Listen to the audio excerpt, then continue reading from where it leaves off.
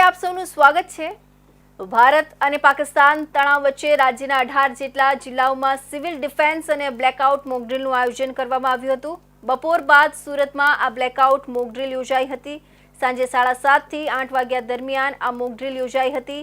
સુરતના વિવિધ વિસ્તારમાં બ્લેકઆઉટ મોકડ્રીલમાં લોકોએ ભાગ લીધો હતો।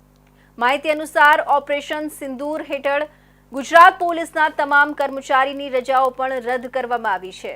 કેન્દ્ર સરકારના નિર્દેશ બાદ ગુજરાતના 18 જેટલા જિલ્લાઓમાં સિવિલ ડિફેન્સ મોકડ્રીલ યોજાઈ હતી। જ્યારે હવે બ્લેકઆઉટ મોકડ્રીલ યોજાઈ હતી। માહિતી અનુસાર સુરતમાં બ્લેકઆઉટ મોકડ્રીલ યોજાઈ સાંજે 7:30 વાગ્યાથી 8 વાગ્યા દરમિયાન આ મોકડ્રીલનું આયોજન કરાયું હતું। સુરતની વાત કરીએ તો મોટાભાગના વિસ્તારોમાં લોકોએ ઘરોમાં લાઇટો બંધ કરી હતી અને બ્લેકઆઉટ મોકડ્રીલમાં ભાગ લીધો હતો। મોટી સંખ્યામાં લોકોએ સ્વેચ્છાએ આ બ્લેકઆઉટ મોકડ્રીલમાં ભાગ લીધો છે।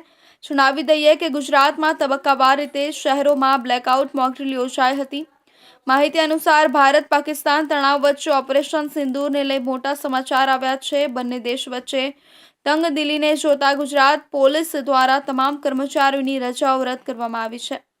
ગુજરાત પોલીસ વિભાગ દ્વારા તેના તમામ કર્મચારીઓ માટે રજા રદ કર્યાનો આદેશ કરાયો છે। પોલીસ કર્મચારી અધિકારીની તમામની રજાઓ રદ કરવામાં આવી છે। પહેલગામ આતંકી હુમલાની ઘટના બાદ ભારતે ઓપરેશન સિંદૂર ચલાવીને જડબાતોડ જવાબ આપ્યો છે।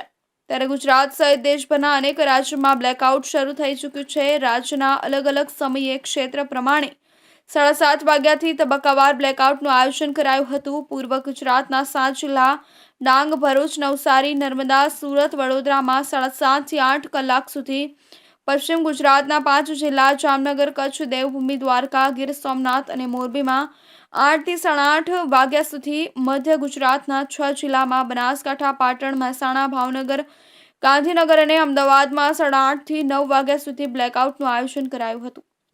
અગાઉ રાજ્યના વિવિધ સ્થળોએ મોકડ્રીલ પણ યોજાઈ હતી, જે દરમિયાન લોકોને યુદ્ધની સ્થિતિમાં શું કરવું તેની માહિતી આપવામાં આવી હતી।